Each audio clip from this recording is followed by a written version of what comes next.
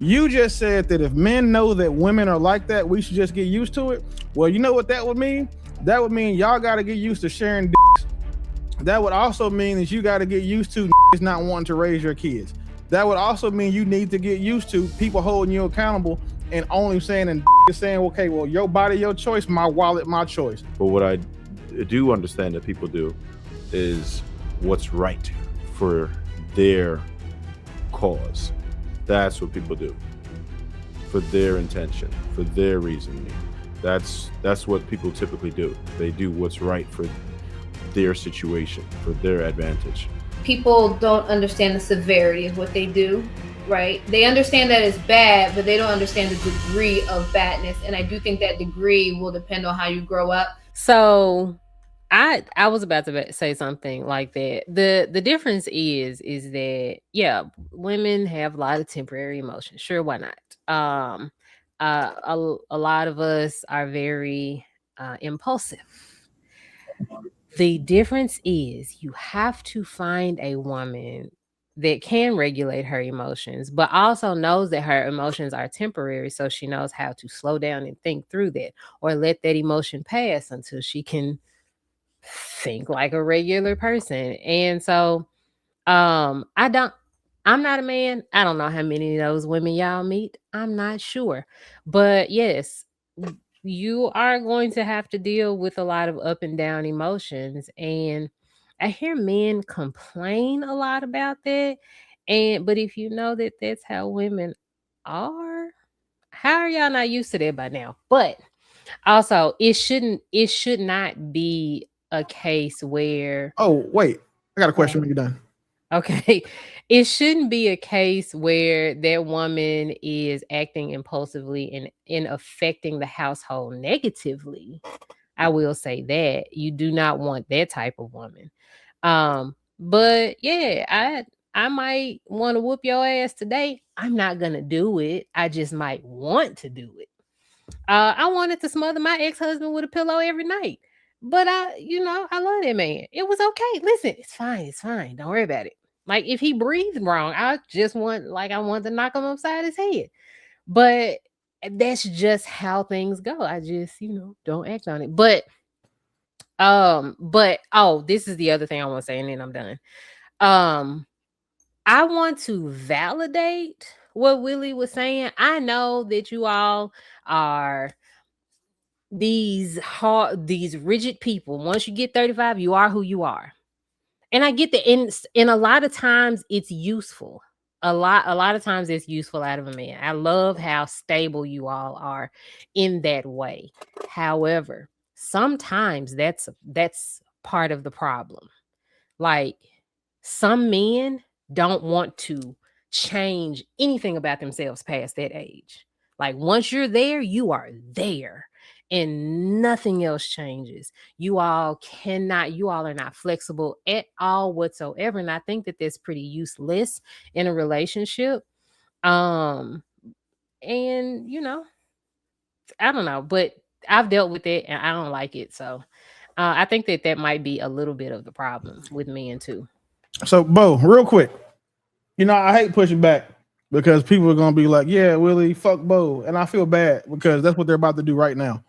You just said that if men know that women are like that, we should just get used to it. Well, you know what that would mean? That would mean y'all got to get used to sharing dicks. That would also mean that you got to get used to niggas not wanting to raise your kids. That would also mean you need to get used to people holding you accountable and only saying and niggas saying, okay, well, your body, your choice, my wallet, my choice. Since we're saying what men, we got to get used to what people do on average. But that's not fair. I don't think any woman should get used to getting cheated on. I don't think any woman, it's a lot of niggas that slap the shit out of women on a regular basis. So it's mind you, not hitting women is a westernized thing. Talk this shit in the Middle East. The niggas will beat you with a shoe. The police will walk past and just say, only the shoe, and then keep going. So like again, like you got to be real to talk about what men should get used to. Because you know what? That you never say men should get used to good things, like getting peace from women or women being emotionally regulated. You don't say saying, oh, you know what? Men should get used to being able to walk in their house and not wanting to sit outside the fucking driveway because you got to go deal with this battle axe of a bitch with an ass that you chose to marry because she was the one who threw it back the right way the first time when you met her when you was young, dumb, and full of cum. That's not what y'all want us to get used to. Y'all want us to always get used to the worst shit about y'all in mass, not you specifically, but in mass.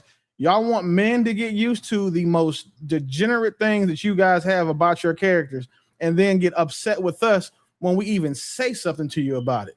Because the moment we say something to you about the shit you doing, like this time you're saying your retarded ass emotions, we're the bad guy. And then you become mad at us because of the reaction we have to the shit you did. Not that we did anything or we agrees against you, is the fact that we even brought that shit up in the first place.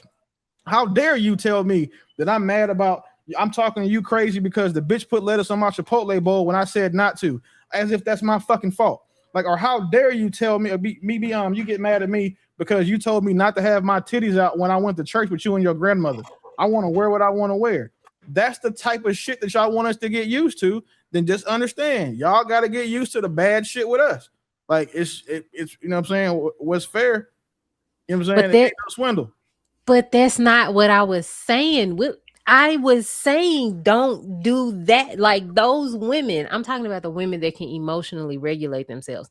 Even we are still emotional. Like because y'all just saw me get pissed off. We don't care about that though.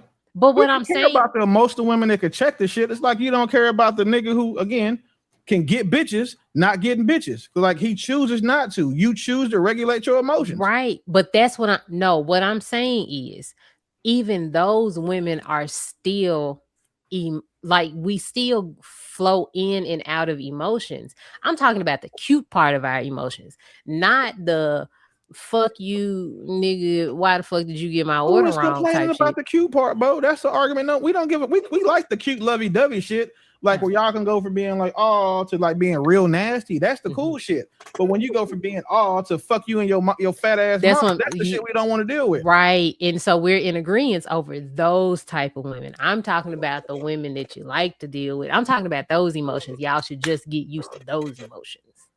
Well, you know what? I'll tell you what. We'll get used to y'all emotions when y'all get used to the consequences that we give you for dealing with them. Right. So I think that you guys are kind of saying the same thing. However, you can control your emotions when you're at work. You're not about to get fly at your boss or, a colleague and know that that's going to jeopardize, your job or your position.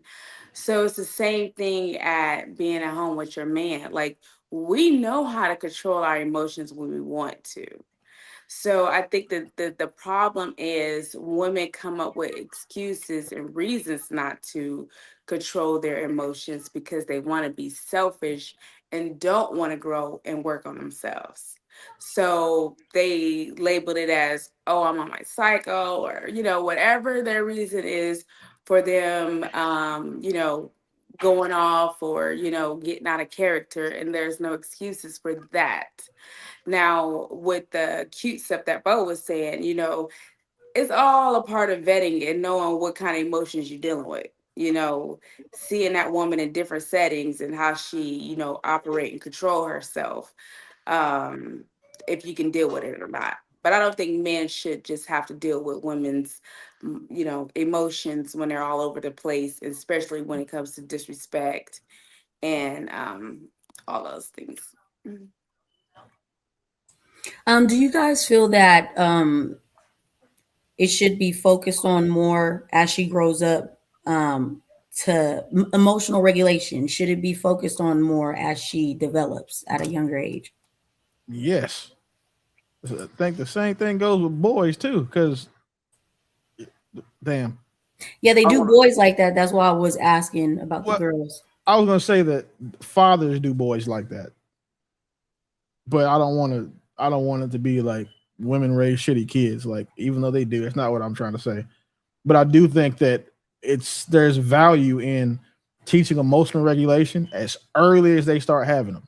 As early as you start seeing your child's emotions modifying their behavior, their attitude, their mood, or you're saying their outcome and performance, you should probably start trying to work with that child then. Because if you wait until Those kids are teenagers. Now you got kids that are telling you, shut the fuck up, bitch. You know, and they like you got those types of kids, and it's too late. And then imagine these women who don't get that shit ever until they come across their first nigga with like with like his nuts dropped. And he telling her about herself. Like then you know you got ain't shit niggas, and now you got a motherfucker fighting, and it's just a lot. So the sooner the better. I think I'm saying, what do they say? An ounce of prevention is worth a pound of cure. So yeah. Go back over there, baby. And also, I wanted to add something too as well. I don't think there's no guide on how to be a parent. I think a lot of us just had to do what we had to do and we learned along the way. And if you do have multiple children, I think you should have become a better parent with the last child, with the youngest child. That's not always the case because some people are not looking for growth when it comes to parenting. But even when you have young kids and you still recognize you made a mistake, for an example, let's just say that you do get a little loud, or you do become out of character, because I don't know anybody that's 100% perfect, but sometimes our communication can be off even when we try to be right for the most time. But I come back around. Like I just told my son today, you know, I said, I apologize for using a certain tone with him. It might not necessarily been the tone, but it was just kind of like what I said and how I said it. But I'm letting him know that I do make mistakes, but you got to recognize that. And when you do recognize it, it's okay to come back and say you made a mistake and just kind of move on from it and just let them know that you're going to do better, or you're going to make sure that you don't have that situation again, because it happens. Then that way he knows that if he makes a mistake, it's okay to speak up and own up to it. So it's a lot of lessons that I think that we can learn as we get older. We just got to try to apply it and just do better. How many of y'all have had y'all parents ever apologize to you for something? Mine. My parents were boomers, so no, hell no. Yeah, it's usually after the guilt settle in when they know they did something wrong. Yep. Or hurt your feelings. And then how many of y'all, when they apologize, it was something like whooping your ass? Like it wasn't for anything they did wrong. It was like, oh, you know what? I'm sorry. You know, this hurt me more than hurt you. Like that lie parents all telling the kids. No, my daddy would tell me that I'm doing this because I love you. Yeah. I told my daddy when he said that to me, he's like, you know, I do this because I love you. I'm like, well, hate me then. Like, whatever the opposite is to not have you do this, feel that way about me. And that just made it worse. Like, whatever. But again, like JR, that's dope, bro, because most people don't apologize to their children, like at all. And even like as a coach, that's one thing that I'm really big on. Like if I tell a player to do something, I'm on his ass about it. And he's like, well, I read this. You know what I'm saying? It was two safeties. Like, okay, all right. My bad, I was wrong. Because I didn't see it the way he saw it when I'm looking from the sideline. And I see that even in coaching, that's hard. So I try to make sure that with my kids, I try not to make mistakes like that so I don't have to. Because if you make too many mistakes, then y'all know how we do our parents. But when I do know that I am wrong, I tell them to do the wrong thing. Like, oh, my bad, man. Don't worry about it. And then I usually try to, add a little sauce on top so he can, I'm saying, not go tell his mama to kill me or something. Yeah, it's a whole lot of times we expect our kids to do certain things, but we're not even doing it. So yeah, you got to lead by example. And when you recognize that it's something you could improve on or something you could do better or could have done better, then you just own up to that. So. I think that's important. Some people are too prideful to admit when they make a mistake or they do something wrong. And instead they just keep on making excuses over excuses, trying to justify their actions, knowing deep down that they made a mistake. So I think that is a great thing is with communication, because like you said, nobody is perfect. So, but just recognizing when you do something that is wrong and then making your wrong right. I was having some troubles trying to see if people really recognize when they're wrong or do they actually believe the bullshit. Right. So do you guys think they know what's going on? Like for most people, or do you think they just playing dumb? I think most people are just stuck doing the same thing and they don't really want to bend. And it's hard to look in the mirror at yourself and to deal with your own shit. I think people just sometimes they don't know how to. They're so used to, being a certain way. Right. Yeah. What I always say, nobody is the antagonist in their movie called Life. So when, I try not to really go with the whole right or wrong thing because it's impossible to substantiate that. But what I do understand that people do is what's right for their cause. That's what people do for their intention, for their reasoning. That's what people typically do. They do what's right for their situation, for their advantage, and that's about it. And they, in most cases, most people don't deliberately go into a situation thinking that they are doing something wrong. I think that is different types of people. So yeah, you do have those who recognize when they're doing something wrong, like I said, but still continue going on because they don't want to admit it. But then you do have people that's just delusional, and just being on, around, people on these platforms. There's a lot of delusional people. Like they really believe what they're saying is right, or they really feel like they didn't do anything wrong. When no matter how you break it down to them, no matter how many people showed them or told them that they were wrong in that situation, they just don't see it. So I think it's just, different types of people. I also think people don't understand the severity of what they do, right? They understand that it's bad, but they don't understand the degree of badness. And I do think that degree will depend on how you grow up. So I have a friend that was used to like play fighting with people, but not verbally like busting on people and all of that. So when somebody did it to her, she was really hurt, right? But I grew up in a community full of, like Eddie Murphy's, Chris Rock's, Chris Tucker's, like Martin Lawrence's. Okay, it was on, and you learned to be quick, and you learned to bust that joke right back. So, but we didn't really physically fight like that. So I think that because of how we grow up, and also how our family dynamics is, I think people understand that something is bad, but not the severity of how bad it is, and that's very individually dependent on the person. Like me and my siblings, we talk crazy disrespectful to each other, right? But we knew it was certain things. You better not tell mom, and you better not say I said this to her, because you knew like her level of what she would and wouldn't accept. And even today, my brother he had a tattoo with high socks for years because my mom was a no tattoo person, right? So he knew like, I can't do this. But for somebody else, he wore it around his friends' parents because they were accepting of that. They were like, oh, well, you're grown, you can do what you want to do. So I think people really don't understand the variance between individuals and how something bad, though they think it's a little bad, can be real big bad. Yeah, I also agree with the severity. I think that also people don't understand the chain reaction of things that happen. Like if we're talking about adolescence, if your parents have to come to school, and stay with you for a day, you don't, when they say I had to come here and miss work, you as a kid, you don't really know what that means. So you don't recognize the consequence that you have to deal with and the consequence that you also inflicted upon somebody else. And that kind of keeps folks in a place of delusion because they don't really know the chain reaction of what they do and how it affects everybody else.